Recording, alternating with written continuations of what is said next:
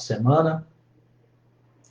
Gente, eu resolvi fazer esse vídeo aqui hoje para esclarecer um post que eu fiz aqui no Facebook, né? Que, por sinal, deu muita polêmica, né? O post falava algo relacionado à humanidade de Deus, né? Ou também sobre a sexualidade de Deus. Deus é masculino ou feminino? E foi interessante até, né? Porque o pessoal interagiu bastante. Só que, infelizmente, eu percebi um fundamentalismo dogmático muito grande, baseado no conceito cristão, evangélico, protestante, né? Que traz em seu bojo de conhecimento a ideia da masculinidade de Deus, né? E,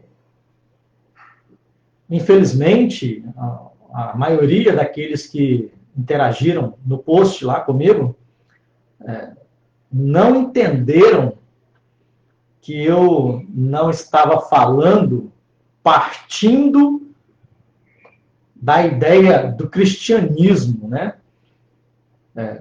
Quando eu postei e quando eu comecei a interagir com o pessoal, nesse tema, não foi partindo da ideia de Deus a partir da visão cristã.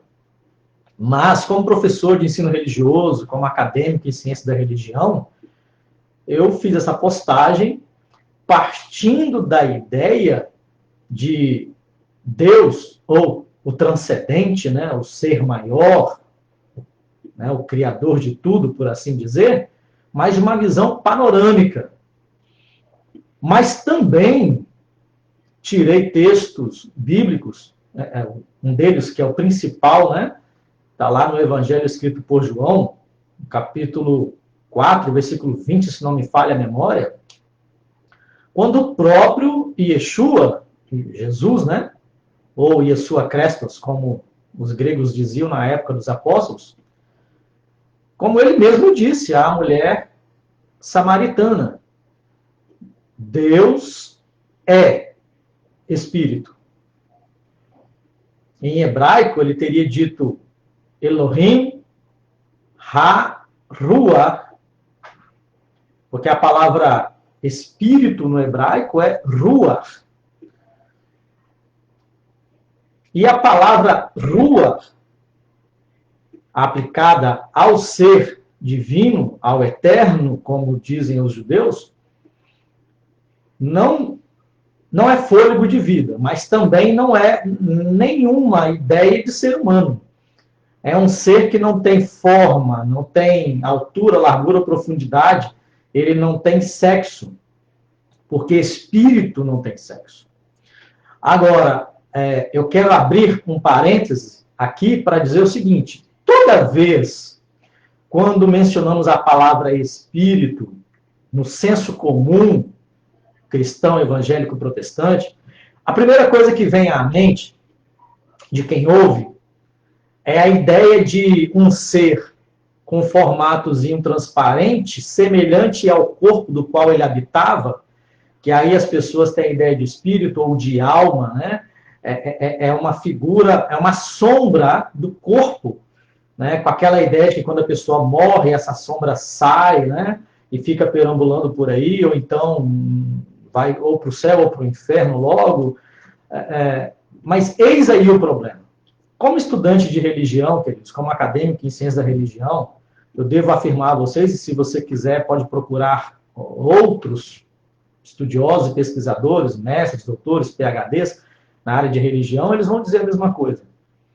Essa ideia da qual eu acabei de falar, de espírito, partiu do espiritismo kardecista. Não estou aqui falando nem bem nem mal, estou apenas mostrando uma referência de onde começa essa ideia no nosso tempo, né, na idade contemporânea. Lá no passado, também, existiram grupos de pessoas que tinham a ideia de que existia uma vida depois da morte, mas não propriamente dita a ideia de que alguma coisa saía do corpo naquele formatozinho, tipo uma sombra, uma fumaçazinha, mas com o mesmo formato. Não, isso não. Mas essa ideia parte do espiritismo kardecista, que, diga-se de passagem, permeou toda a Europa, permeou o cristianismo europeu da época e chegou ao Brasil e se expandiu. Então, a geração de hoje, por exemplo, né, a geração cristã, evangélica, protestante dos nossos dias, já nasce ou já estão aí, já são gerados com essa ideia de que o espírito é um ser meio que transparente que sai do corpo do indivíduo quando ele morre. É por isso que quando eu falo para você que está escrito na Bíblia que Deus é espírito, aí você logo imagina que é aquele serzinho, né? Mas não. No contexto bíblico, no contexto de quem falou, de quem ouviu e de quem escreveu, não tem absolutamente nada a ver com essa ideia que temos hoje, né? Partindo desse ponto de vista, entende-se, então, claramente que esse ser maior, que é chamado genericamente no Brasil e em outras partes do mundo como Deus, que é uma palavra genérica, e eu falei sobre isso também na interação com o pessoal lá nesse post, que a palavra Deus é uma palavra genérica, gente, para representar a ideia de divindade, de um ser que é divino, ou que é um ser metafísico, né? Agora, se você for estudar as religiões, você vai ver que cada religião, na sua matriz, tem uma ideia desse ser e dá para ele uma nomenclatura diferente, né? Os incas, os maias, os astecas, os judeus, os muçulmanos, os árabes, né? Árabes, muçulmanos, os cristãos, os nórdicos, né? Exemplo, os vikings chamavam ele de Odin, que tinha um filho chamado Thor, que é o deus do trovão, o deus dos raios, enfim. E de onde os vikings tiraram essa ideia? De onde os nórdicos tiraram essa ideia?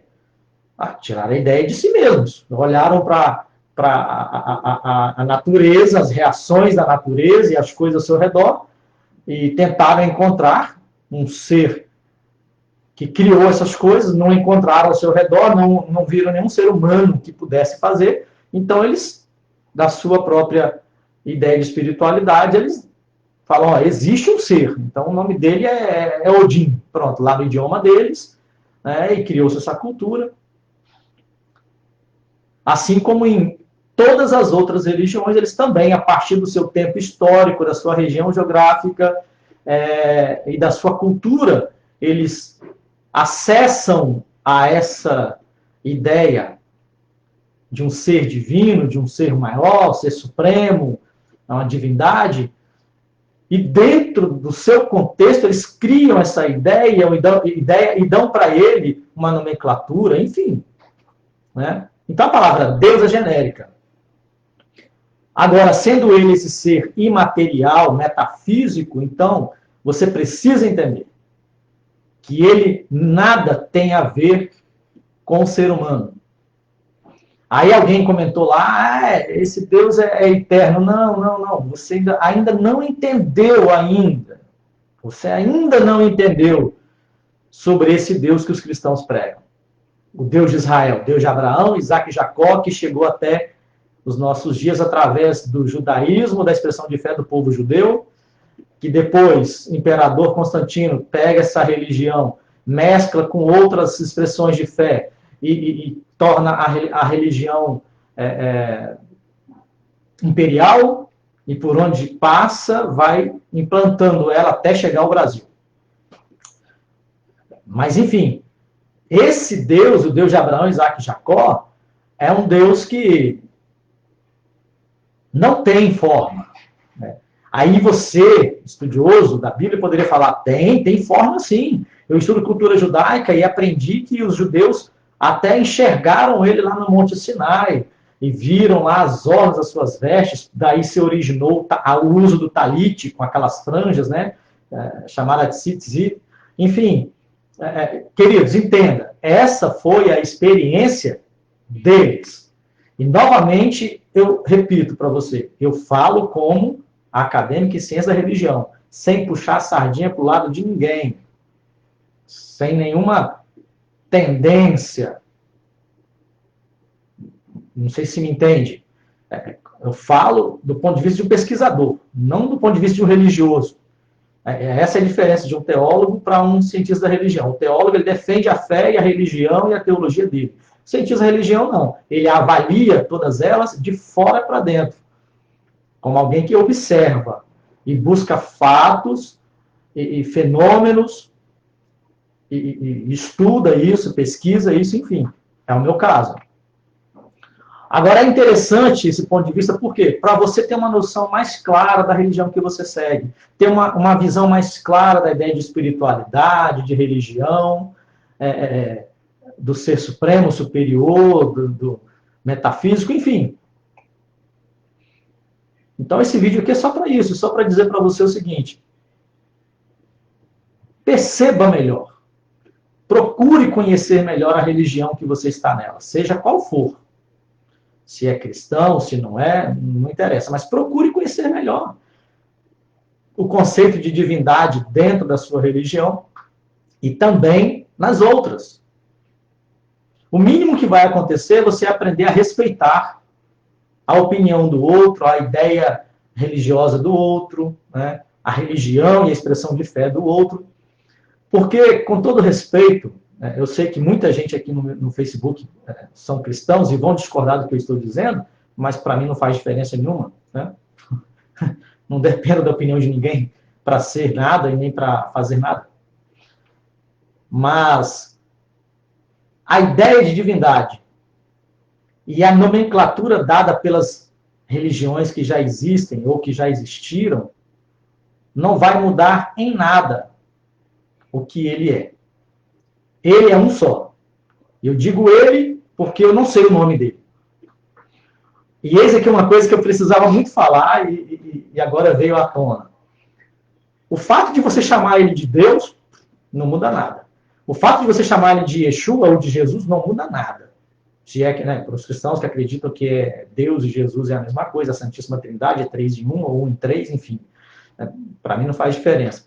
O fato de os muçulmanos chamarem ele de Alá também não faz diferença nenhuma. Dos judeus chamarem de Elohá, de Elohim, de Hashem, seja lá a nomenclatura que derem, não vai mudar em nada, porque ele é claro que eu estou usando agora também, desculpa, vou até pedir desculpa porque eu estou usando aqui uma forma de falar dele como se ele fosse masculino, né?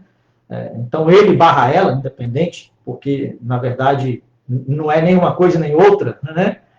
Mas esse ser que existe e que deu origem a todas as coisas que a gente sabe que existe, ou até aquilo que a gente não sabe, né? Fala, Fábio. Grande abraço, meu irmão.